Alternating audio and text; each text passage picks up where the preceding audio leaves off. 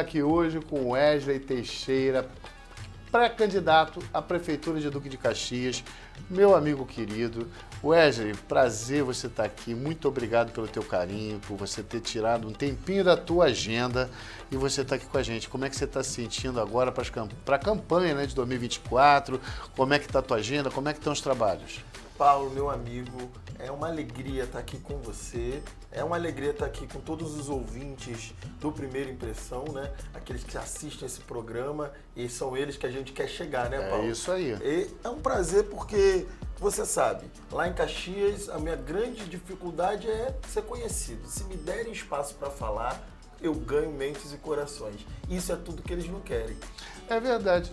Eu acho curioso, porque você é pra gente pontuar o Wesley Teixeira, você foi candidato primeiro a vereador, teve uma votação expressiva, mas não foi eleito em função de problemas de quociente partidário, nominata. Você vem agora em 2022 candidato a deputado estadual, teve uma votação muito boa, suplente de deputado, teve 22 mil votos, o que não é uma votação pequena. E aí o seu nome continua crescendo, e você é jovem, 28 anos de idade, pré-candidato a prefeito, mas você fala de visibilidade, mas você tem uma visibilidade grande no meio político, no meio artístico, no meio comunitário, no meio estudantil.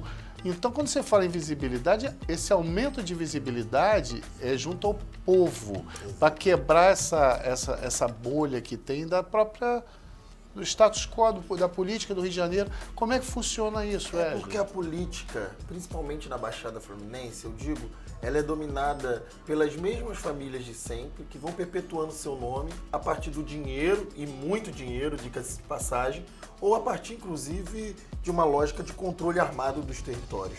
E eu não venho dessas famílias, eu sou de uma família humilde, do Morro do Sapo, meu pai e minha mãe são dali, pastores evangélicos, e começo minha trajetória na militância, na luta, a partir dos 12 anos de idade, lutando por uma educação melhor e de qualidade. Isso vai crescendo, depois eu passo para a luta da jornal comunitário, pré-vestibular, luta de bairro, até que eu sou candidato. A nossa votação foi realmente uma votação expressiva. Inclusive, dos candidatos que temos atualmente, eu fui o mais votado. É isso. Porque os candidatos anteriores, eu fui o mais votado. Então, eu estou muito confortável, Paulo, em saber que em Caxias a briga eu tenho dito, vai ser do filho do povo contra os filhos dos reis. Aí vem uma explicação. Filhos dos reis, para quem não é do Rio de Janeiro, a gente tem que dar uma explicação sobre isso, Wesley. Que você está se referindo a uma oligarquia, né? A uma sucessão da mesma família dentro do poder. Mas a gente tem que dar uma explicaçõezinha para quem não é do Rio de Janeiro, até para quem é do Rio também não tem conhecimento da política de Duque de Caxias. Como é que funcionou isso lá em Duque de Caxias, essa perpetuação? Você viu, até teve um vídeo meu esses dias que viralizou, para vocês verem como que é a política de Duque de Caxias, que o atual prefeito, ninguém sabe o nome dele. Ele é conhecido como o tio do ex-prefeito, que atualmente é secretário, e que o irmão é deputado estadual e o outro é deputado federal. E essas famílias vão se perpetuando. E antes dessa família que está no poder, havia outra que também estava no poder e que se coloca atualmente como rival desta família, mas já tiveram juntos em algum momento. É essa lógica que faz com que a cidade tenha 30 anos e a gente viva como se estivesse no século passado. A gente precisa colocar Caxias no século XXI. Eu fico brincando dizendo que a gente ainda está no preto e no branco, quando todo mundo já está na TV a cores. Agora deixa eu te fazer uma pergunta básica aí. Início desse ano, houveram algumas tragédias aqui em decorrência das chuvas. E uma das coisas que eu vi foi você fazendo um trabalho atendendo as pessoas em vários locais de Duque de Caxias que sofreram com essa tragédia. Como é que você viu isso e como é que está essa situação de infraestrutura hoje no teu município? Olha, Paulo, a gente primeiro fez uma ação emergencial. A gente percebeu que as chuvas estavam vindo num volume muito maior e, sem dúvida nenhuma, é devido às mudanças climáticas que temos cada vez mais fenômenos extremos, ou chuvas muito fortes ou secas e calor muito alto. Isso é natural, mas é causado pelas alterações que o ser humano tem feito na natureza. E não é natural que a gente tenha enchente. A enchente é problema de falta de infraestrutura.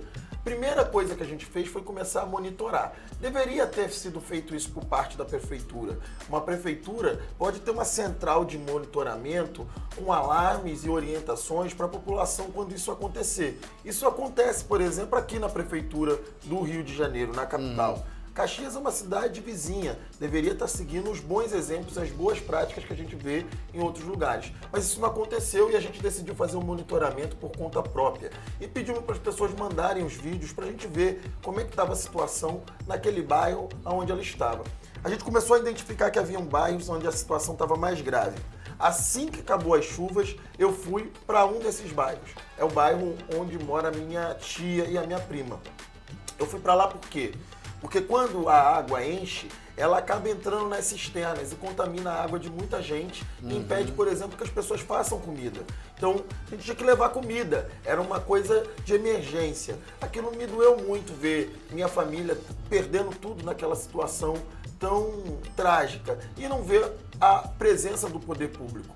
Nós fomos mais rápidos, organizando voluntários, arrecadando doações, e não foi só para aquele bairro. A gente depois saiu dali, fomos para o Pilar, que foi um bairro que foi muito atingido. Muito atingido. Fomos para Amapá, que foi outro bairro muito atingido, e assim por sequência, até a chuva, até a água abaixar. Teve bairros que demorou 72 horas para essa água baixar. Por quê?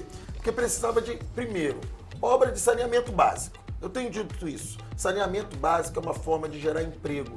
Emprego rápido na porta da pessoa. Então, e melhorando a qualidade de vida. Porque quando você não tem saneamento básico, as pessoas ficam sujeitas à doença. Um exemplo disso a gente vê que é o que está acontecendo com a dengue. Isso tem um impacto na saúde. Então, quando você investe em saneamento, você está economizando na saúde e gerando empregos, como eu falei. Você leva a água potável para a casa das pessoas e os dejetos para o lugar onde eles tinham que ir, para serem tratados. Não ficarem misturados na água que invade a casa das pessoas e faz com que elas percam o pouco que elas já tinham. Então, a gente não tem quase nada e acaba perdendo tudo. A gente, além disso, precisa de obras de infraestrutura um pouco maiores. Já tivemos, por exemplo, na Baixada, o projeto Iguaçu. Por quê? Investiram 500 milhões e precisa investir muito mais para conseguir fazer com que os rios auxiliares cheguem até os rios principais. Para isso tem que ter compota, tem que ter bomba na beira de algumas regiões que são regiões de alagamento, tem que criar condições para terem regiões que realmente a água possa alagar, mas isso não pode ser a casa das pessoas. Se tem gente morando na beira do rio, não tinha que morar ali, mas não está morando ali porque quer, está morando porque foi onde conseguiu. Então a prefeitura tem a obrigação de construir moradia popular ou oferecer possibilidade de indenização para aquelas pessoas irem para outros locais. Enfim, essa sequência de obras de infraestrutura não é pensado, não é planejado, porque infelizmente quem é mais afetado com tudo isso são aqueles que são mais pobres, que moram na periferia, na maioria das vezes pessoas negras e infelizmente a gente sabe que os nossos governantes não estão olhando muito para isso. Hoje eu escutei no rádio que em Duque de Caxias estava sendo cumprido um mandado de prisão por pessoas que estavam explorando prédios habitacionais feitos pelo governo.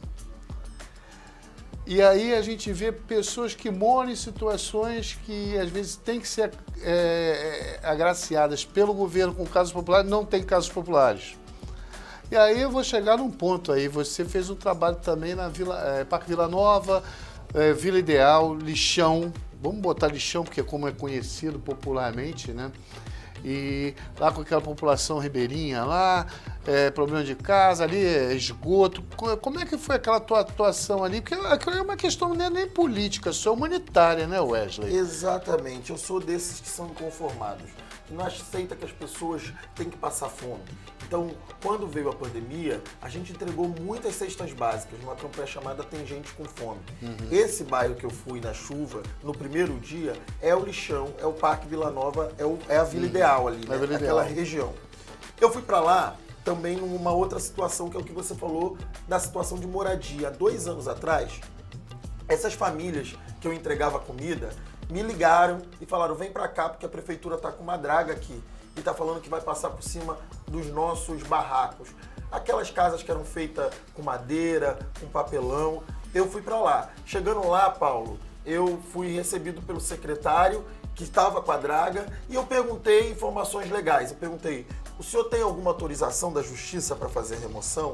Eu conhecia da lei, eu vi que tinha muitas crianças. Eu perguntei, o senhor tem conselho tutelar aqui? Porque tem um monte de criança. Sim. Eram mais de 100 crianças, Paulo, naquela situação. E ele disse, não, eu sou o secretário e eu vou fazer a remoção. E aí ele tocou numa ferida que pra gente que é pobre, pra gente que vem de família humilde, dói. Ele virou pra mim e perguntou, e quem é você? Aí eu respondi, eu sou o Wesley e o senhor não vai fazer essa remoção. Na época, eu era candidato a vereador e eu estava andando de carro blindado, porque a política na Baixada a gente sabe como que é perigosa. Violento. E tinham me emprestado um cantor famoso, você vai reconhecer, porque o que eu disse para ele foi, olha, esse carro blindado que está aqui, quando esse cantor estaciona no Leblon, sai uma matéria no jornal dizendo que ele estacionou. Imagina se o senhor passar por cima dele. Virei pro motorista e falei, vamos colocar o carro blindado na frente da draga e eu quero ver se o senhor vai passar por cima desse carro, porque acima de tudo ele é blindado, é mais difícil ainda. Peguei as coisas das famílias e comecei a botar dentro das casas. Nessa hora que eu entrei numa casa, eu botei a mão na cabeça e falei, meu Deus, me dá uma orientação do que eu posso fazer aqui agora. E eu lembrei do Dr. Júlio, que era um promotor, que tinha ajudado a gente em umas lutas anteriores. Liguei para ele e falei, doutor Júlio, eu preciso que o senhor venha para cá porque essa remoção é ilegal. E quando eu liguei pro doutor Júlio, ele falou, eu não vou para aí não, vou mandar uma viatura. Isso fez com que abrisse um processo contra a prefeitura pelaquela tentativa de remoção ilegal. E a gente começou a fazer uma negociação. A primeira proposta da prefeitura foi dar R$200 para as famílias. Quem vai para algum lugar com R$200? E a resposta delas é que eram barracos, que eles podiam pegar e construir em outros lugares. E a nossa resposta é que aquelas pessoas eram gentes e cidadãos. E como qualquer cidadão, ele tem direito à moradia, o que a Constituição garante. A Constituição garante. E aí a gente entrou no embate, a gente colocou um projeto de lei na Câmara que garantia 1 ano de um salário mínimo para essas famílias. E a gente foi para a luta, foi para a briga junto com essas famílias, o projeto foi aprovado e o prefeito fez lá o quê? Vetou o projeto. Mas ele foi obrigado a aceitar a dar indenização pela justiça e essas famílias passaram 1 ano recebendo essa indenização. Isso só empolgou mais todas aquelas pessoas que estavam ali na comunidade, porque eles têm um grande projeto de desfavelização, que na verdade eles querem tirar as pessoas dali, acabar com o local, sem dizer para onde elas vão. Essa é a verdade. E a gente entrou na justiça de novo, por um TAC. A prefeitura tem que entender que existem leis, que ele não pode fazer o que quer, que ele não é o dono da cidade. E a gente vai mostrar isso. E a gente está brigando até hoje com o TAC, que é um termo de ajuste de conduta. Para se ele vai remover as pessoas, que ele dê uma alternativa de moradia. Se ele vai remover as pessoas e ele não vai dar uma alternativa de moradia, que ele dê uma indenização para as pessoas poderem comprar suas casas em outros lugares. Se ele não vai fazer isso, que ele saiba planejar melhor as suas obras e o ordenamento da cidade. O curioso nessa história toda é que Duque de Caxias tem secretaria de habitação, mas não tem projeto habitacional e nem constrói casas populares. Não. Mas tem a secretaria lá, com o subsecretário, cargos e tem tudo. É uma lógica de não investimento nas reais prioridades, né? Então essa obra que foi feita, por exemplo, era de canalização do rio. É isso que eles chamavam e a gente viu o que aconteceu com as enchentes. Foi pior, não foi melhor do que estava antes. A gente tem um uso do dinheiro público sem nenhum tipo de critério, sem efetivação. A gente vê, por exemplo, a relação dele com as terceirizadas. Ele vive se gabando no governo de que a saúde é boa. Eu não vi isso. Eu acho que tem uma realidade dessas famílias e tem a realidade das minhas. Porque a minha família, se for precisar ir no hospital, por exemplo, no final do ano, como foi, do dia 25 de dezembro até o dia 5 de janeiro, os hospitais estavam fechados, porque fazia mais de 3 meses que a prefeitura não pagava a empresa terceirizada e os funcionários não recebiam. E aí a prefeitura diz que pagou, a terceirizada diz que não recebeu Tudo isso em ano eleitoral. A Câmara de Vereadores, que deveria abrir uma CPI para investigar o uso desses recursos, por sua vez, não o fez. E quem fica com o serviço prejudicado é a população. Isso é triste, né? Porque Duque de Caxias tem uma rede hospitalar e uma rede de saúde muito grande, né? Você tem o Hospital de Saracuruna, tem o Hospital Moacir do Carmo, tem o Hospital Duque, tem o Hospital Infantil, tem vários postos de saúde. E é triste ver que a situação funcional, né, das pessoas é deprimente. Os né? servidores todo dia a gente escuta isso, né? Os servidores não recebem seu salário, os servidores não têm um plano de carreira. E além dos servidores, a população que não é atendida com a qualidade que devia. Muita gente tem medo de ir para o hospital, porque sabe que pode ir para lá e não ser muito bem tratado, não ser atendido. Isso não pode acontecer. É uma alteração da lógica, inclusive, por quê? A Prefeitura de Caxias é usada sempre politicamente. Então você pega a saúde, em vez de ter um cara técnico que devia ter lá, com competência para isso, a gente vê uma distribuição de cargos entre vereadores, entre secretários. Para você conseguir uma consulta hoje, você tem que procurar um vereador, uma coisa que deveria ser um direito seu, que você poderia pedir isso da sua casa e esperar numa fila de acordo com critérios técnicos, não com o critério de quem eu beijei a mão ou tendo que acordar 4, 5 horas da manhã para ser recebido pelo prefeito no estacionamento do hospital. A gente ri, mas isso é triste, né? Gente, o papo tá legal, estamos aqui com Wesley Teixeira, mas eu quero fazer um pedido para vocês. Se inscrevam no canal, comentem, compartilhem, manda sugestão.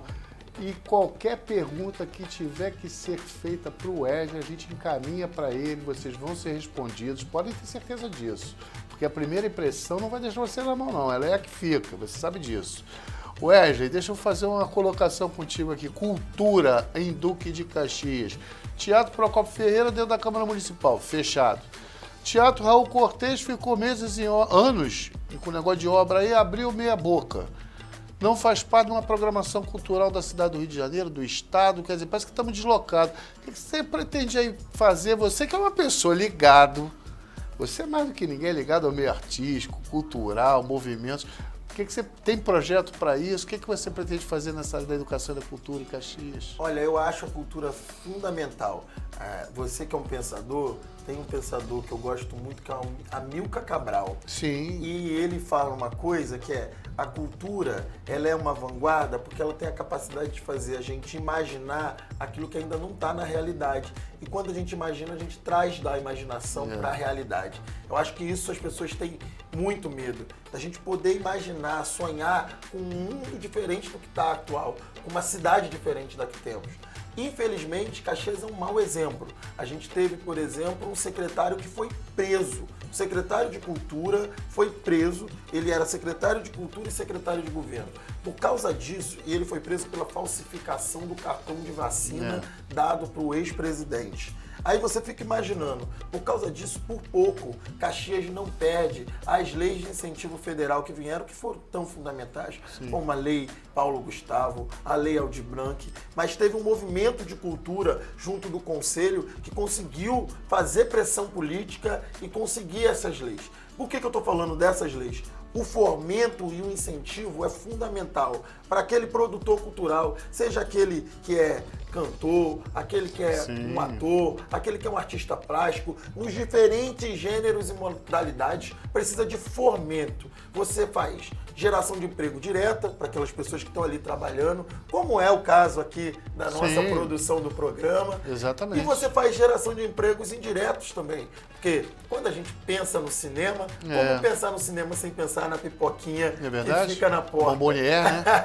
Essa é a cidade que a gente precisa, uma cidade que ferve cultura, porque a gente tem gente boa. Eu fico olhando, a gente tem meninos artistas plásticos fundamentais, meninos do hip hop. Não, a Baixada Fluminense tem companhias de teatro, não só em Duque de Caxias, mas em Nova Iguaçu, São João, né? Podia fazer um corredor cultural ali bacana, né? Incrível. Tem um projeto, inclusive, que a gente conseguiu uma verba através de emenda, que foi um projeto Ela, que é uma escola livre de artes, que funcionou para formar artistas. Essa é a nossa vontade, é fomentar e ajudar os artistas.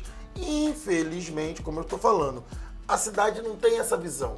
Essa visão é de quem quer disputar a nossa juventude. A nossa juventude tem muita gente que nunca foi no teatro, tem muita gente que nunca foi no cinema. Nossa cidade não tem uma livraria. Isso, e as bibliotecas comunitárias, a gente tem aos montes. Como a gente poderia investir, crescer? Isso é disputar o rumo da nossa juventude. E aí depois a gente vê uma cidade afundada em criminalidade. A gente não entende. Se a gente não investe em educação, em saúde, em assistência, em emprego, o resultado disso é o que a gente está vendo agora.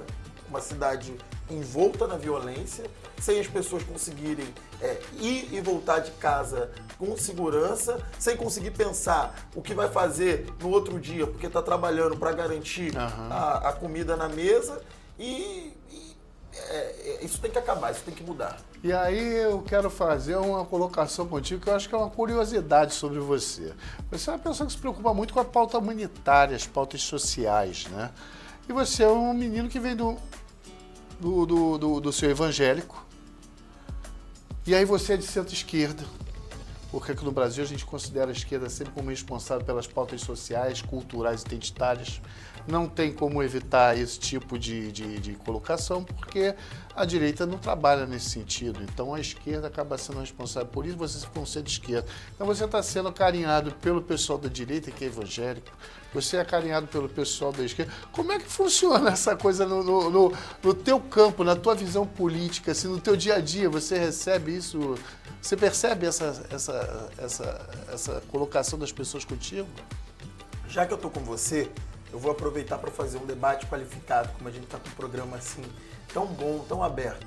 Esquerda e direita é um conceito da França de séculos atrás. Século XVIII. E chegando no Brasil, as coisas são bem diferentes da configuração. Eu me considero de esquerda porque eu sou daqueles que acreditam num outro mundo. Eu não consigo acreditar nesse sistema que a gente tem atual. O sistema que uns têm muito e outros têm quase nada. Ou nada. Eu não consigo me conformar em um sistema onde tenha pessoas passando fome, tendo comida para alimentar a população mundial. Eu não consigo me conformar com um mundo onde tenha gente sem casa para morar, tendo casa à beça vazia. Eu não consigo me conformar que a gente vai destruir o meio ambiente até acabar com qualquer elemento da natureza que é tão fundamental, a água, o ar. Eu não consigo conviver com isso. Eu quero um outro mundo. Eu acredito nesse outro mundo e eu luto por isso. E se isso está identificado com o campo da esquerda, sim.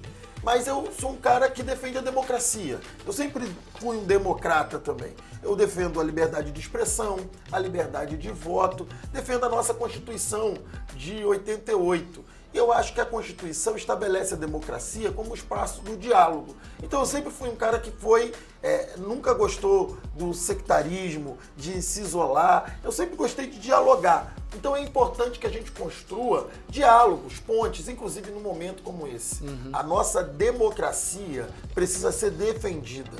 A gente tem que combater mentiras, fake news, a gente tem que combater discurso de ódio. Tem pautas que estão acima dessas nossas ideologias, seja de esquerda ou de direita, como os direitos da humanidade, que são direitos fundamentais, como a democracia, o direito à vida. Então, eu acho que a gente tem que se juntar e dialogar. É isso que eu faço, por isso que eu sou amplo. E eu faço isso porque Jesus também me inspirou. Eu não tenho como fazer nada do que eu faço sem falar. Eu entreguei minha vida a Jesus. E eu quero cada vez mais conviver com esse Jesus. E quando perguntaram para ele, ele disse que teve fome e deram de comer. Que teve sede e deram de beber. Que ele estava nu e o vestiram. Que ele estava doente e foram visitar. Que ele estava preso e foram lhe ver. Que ele era estrangeiro e lhe abrigaram. E perguntaram para ele, quando nós fizemos isso ao Senhor? Ele disse, quando vocês fizeram isso a um dos pequeninos. Se isso é caminhar com Jesus, aonde tiver alguém precisando, eu quero estar. É para isso que eu quero dedicar minha vida. E ele me ensinou os maiores valores. Contra o ódio que essa sociedade reproduz, ele me ensinou o amor. Amar o próximo como a mim mesmo. contra a mentira e as fake news, ele me ensinou que a verdade prevalece cedo ou tarde. Contra o individualismo exacerbado, essa competição, ele me ensinou a união. Então, a gente vai caminhando como Jesus caminhou. É claro que muita gente vai criticar. A gente vai ter crítica de todos os lados. A gente ouve a crítica e aprende com ela. O respeito ao contraditório é a base do Estado Democrático, você tem que fazer isso. Para você que às vezes fica desanimado com a classe política, vocês têm que entender que toda profissão tem pessoas boas, pessoas que não são muito boas. O Wesley, como outros jovens e como outros políticos que eu tenho observado no Congresso Nacional, na Assembleia Legislativa do Estado do Rio de Janeiro, pessoas jovens que estão mudando isso aí, gente. Estão vindo com espírito desse humanitário, estão vindo com espírito de profissionalismo, de qualidade. Então a gente não pode generalizar para pior. A gente tem que ver o que está acontecendo de bom e a gente aproveitar isso. O voto é o que faz a diferença para nós, cidadãos, podermos mudar essa história aí. E tem que ficar muito atento. Aqui o Primeira Impressão está apresentando para você, do Rio de Janeiro para o Brasil, um rapaz que está começando a sua vida política de uma forma saudável, inteligente e que visa não uma utopia, mas visa alcançar a esperança, o sonho de mudança. E a violência, Wesley, que você já falou, como é que ela está no Rio de Janeiro? Aliás, o Rio de Janeiro é um estado em recuperação fiscal, muita gente esquece disso. Tem deficiências, tem problemas estruturais. A segurança pública, Duque de Caxias, na Baixada do Fluminense, é uma coisa que te assusta? Como é que você está vendo isso? Eu fico muito preocupado. É importante dizer e localizar onde estão os problemas também. Porque a gente não dá nome aos bois, né? Como dizem. Então, quando fala de segurança pública, o responsável pela segurança pública é o governador, é o governo do estado. A gente tem lá em Caxias candidatos a prefeitos, 2 deles são aliados ao governo do estado. E o governo do estado é responsável pela segurança pública. Se você está vendo uma piora da segurança pública no Rio de Janeiro, essa piora tem nome, se chama Governador Cláudio Castro. E as pessoas têm que saber quem cobrar. Porque às vezes a gente atribui isso ao governo federal, às vezes a gente atribui isso ao governo municipal, quando não faz parte da competência deles. Mas eu, como prefeito, entendo que segurança pública não é só o combate direto à violência, é a prevenção também. Como que você disputa o que eu falei, o coração desses jovens. Eu tenho uma experiência, você falou de juventude na política, muito interessante, que é do João Campos. O João Campos é prefeito do Recife, prefeito jovem, da minha idade, e um dos melhores avaliados do país. E ele está fazendo um projeto lá que se chama Compaz. É um projeto que visa justamente combater a violência e gerar uma cultura de paz. E como que esses projetos funcionam? Eles, nas comunidades carentes, têm um sistema integrado entre assistência social, educação, geração de emprego, possibilidade de cultura, porque a nossa juventude adora cantar, dançar. Basta você ir numa roda de hip hop que você vê isso, basta você entrar em qualquer igreja evangélica que você vê isso. Precisa disputar essa juventude, precisa disputar a juventude que foi egressa do sistema socioeducativo, que precisa estar ressocializada. Então, pensar nessa disputa prévia é importante. E o Compaz é uma ótima experiência nacional para isso. Também dá para fazer um pouco mais. Ter inteligência, às vezes, vale muito mais que a força. Eu aprendi isso. Nem sempre a coisa é na força, na brutalidade. Então, por exemplo, a prefeitura pode oferecer um sistema integrado junto com outros órgãos de monitoramento, para a gente saber, por exemplo, Caxias é um lugar com alto índice de assalto. A gente precisa saber aonde são os piores lugares, aonde que a cidade está mais insegura. E para isso, um sistema de monitoramento, principalmente visando combater roubos, por exemplo, como de carro, que é muito comum a gente ver em várias páginas sendo exibidos, a gente conseguir localizar e ajudar no serviço das forças auxiliares, né? Essas são um pouquinho do que eu... Hoje de manhã, eu já estava conversando com especialistas sobre segurança pública nacionalmente. Aí eu acabei de fazer uma reunião com vários especialistas de segurança pública na universidade para pensar essa situação. Então é isso, vamos tentar ter inteligência nas nossas ações. Gente, Primeira Impressão pede para vocês se inscreverem no canal, ajuda com a tua inscrição, o canal a se manter e fazer programas de qualidade, entrevistas maravilhosas, como está sendo essa agora com o Wesley.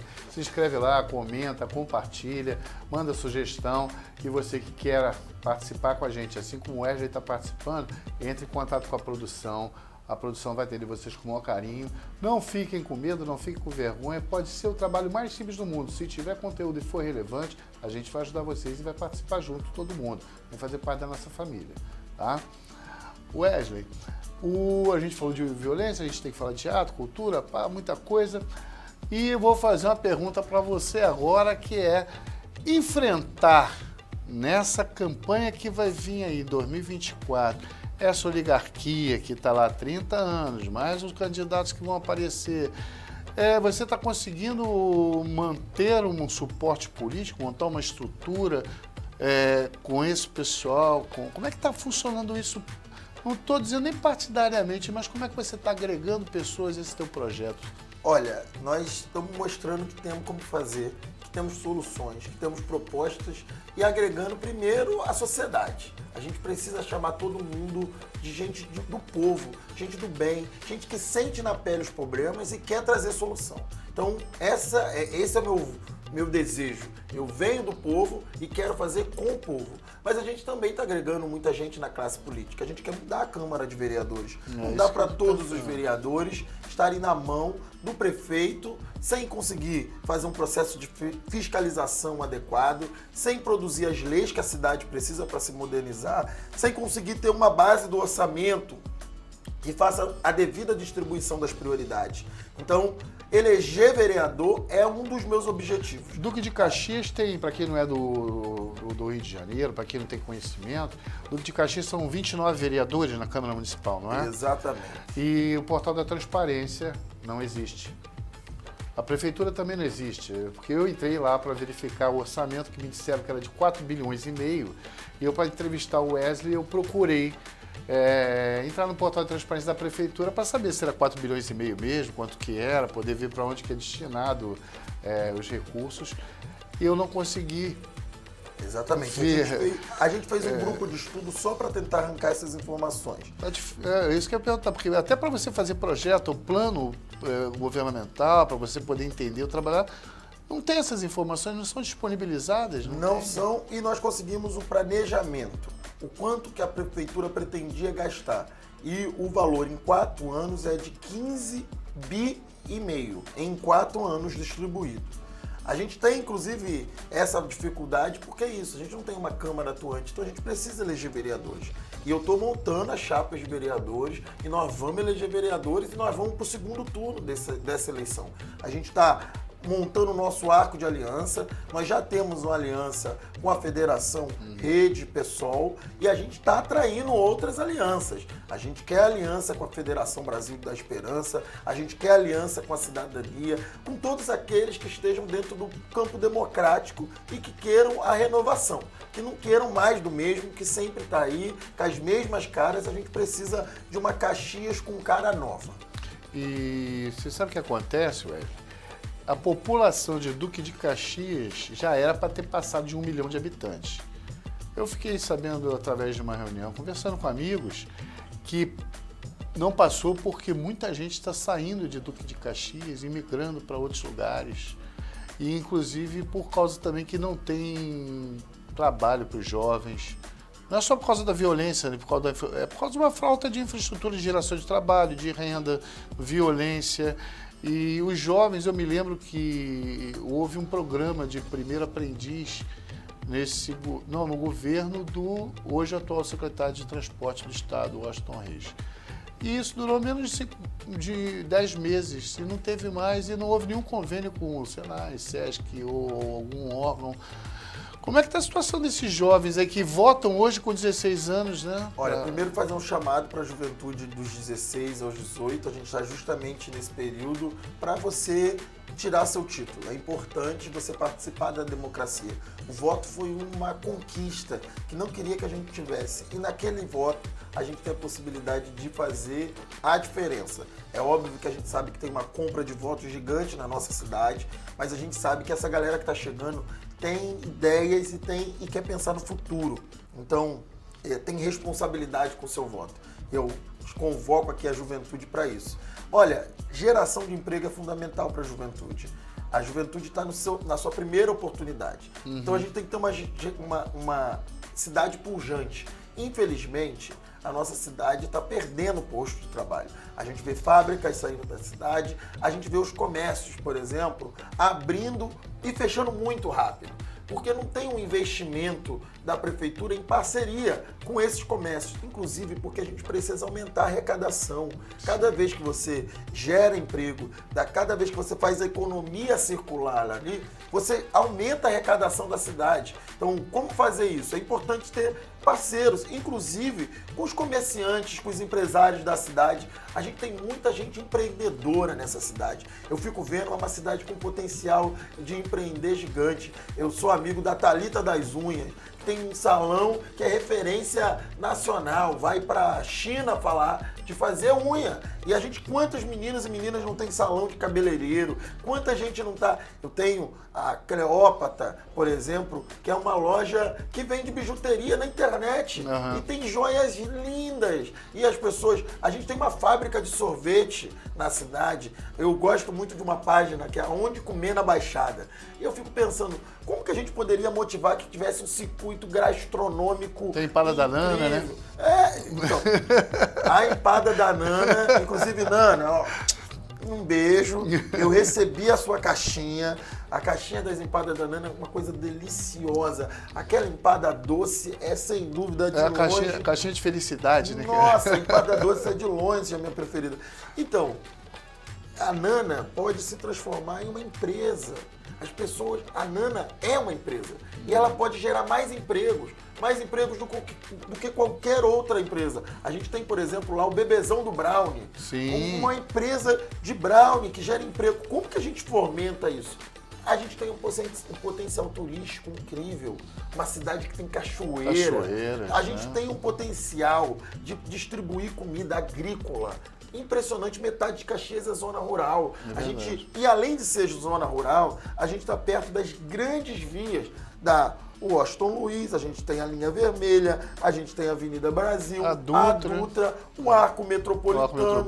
Então a gente ia poder produzir comida, escoar comida rápido e mais barato para a mesa das pessoas com mais qualidade. Fazendo inclusive um cinturão verde da região metropolitana com outras cidades da Baixada e junto com a Serra. Mas infelizmente não tem uma visão que queira investir nisso. Ainda não tem, mas ele está chegando aí para você, que é de Duque de Caxias, e você já tem agora uma grande opção nas eleições de 2024. E o Wesley, infelizmente, vou ter que interromper a entrevista, porque tudo que é bom tem que acabar, não pode durar para sempre. Mas o Wesley vai voltar com a gente aqui antes das eleições, a gente vai apresentar ele com outras ideias, outros programas, outros projetos, outro bate-papo. O Wesley tem muita coisa para conversar, para apresentar. É um jovem maravilhoso, um bom amigo. Wesley, eu quero te agradecer muito pelo teu carinho. Você é um cara maravilhoso. Eu queria que você fizesse o favor, fala ali para a câmera com o teu público, fala aí se você vai ter agenda, como é que tá, o que você, suas redes sociais, o que você... Também não se preocupe, ele vai falar as redes sociais dele, mas depois a gente no crédito do programa vai disponibilizar para você do Primeira Impressão. Olha, Paulo, primeiro eu quero agradecer você que fez esse convite e que é um amigo querido, e muito obrigado por permitir que a gente converse com esse povão. Então quero agradecer você que assiste e que divulga as nossas ideias. No fundo, a gente quer tocar mentes e corações. Eu sou pré-candidato a prefeito em Duque de Caxias. Eu acredito que essa cidade que é rica e passa problemas básicos que não precisavam passar mais, pode ser diferente. Como eu disse, pode ter uma Caxias de cara nova. E essa Caxias tem que ser construída com a sua cara, com a cara do povo, com você que sente na pele os problemas e quer apresentar solução. E é por isso que eu estou aqui nessa pré-campanha, ouvindo pessoas. Se você quiser, a gente pode se reunir para conversar, tomar um café, reunir em grupo de casa, reunir na igreja, reunir no trabalho, na escola, aonde você me convidar, eu vou estar indo. Então entra lá nas minhas redes sociais e acompanha esse nosso trabalho. @Wesley Teixeiras. A gente tem um canal direto de diálogo para conversar e continuar essa jornada. Primeira impressão vai ficar por aqui, infelizmente, porque todo o programa que a gente faz para vocês, a gente também gosta muito. O Wesley deu uma aula, é um garoto muito legal, meu amigo. Tenho certeza que você vai ter sucesso na sua empreitada, na sua campanha, e você tendo sucesso, o Duque de Caxias também terá sucesso.